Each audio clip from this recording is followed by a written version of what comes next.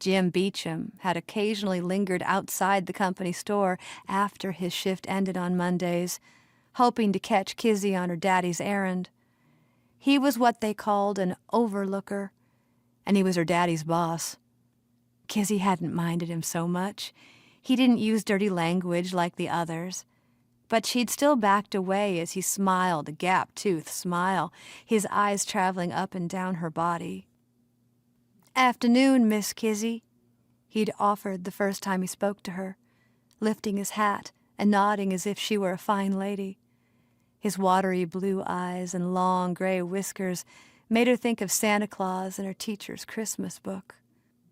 The second time Beecham spoke to her, she had just come out of the store empty-handed.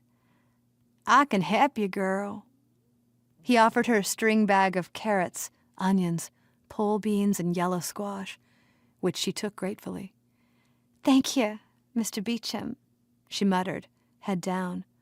She hurried home quickly that day, bolted the door, and made a pot of vegetable soup for herself and her hungry little sisters. When Leslie Jake stumbled home close to midnight, no trace of the soup remained, and their only cook pot was cleaned and stashed away near the hearth.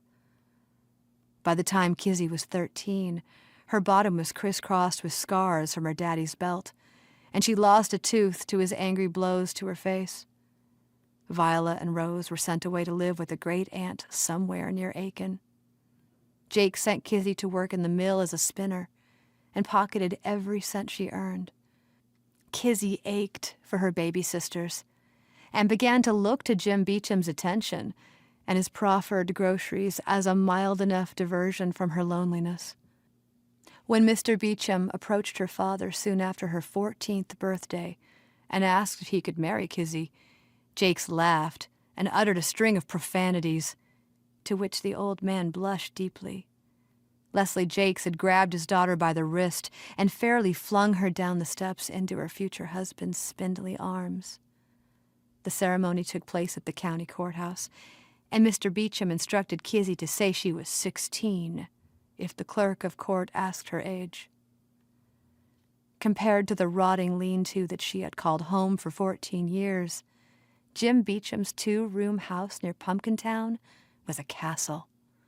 The split-shake roof was secure. The pine floor was swept clean. Colorful jars of preserves lined the shelves above the sink, and a kerosene lamp hung near the wood stove. An 1899 Coca-Cola calendar hung from a nail near the door and amazed Kizzy with its promise of a mysterious drink that was both delicious and refreshing.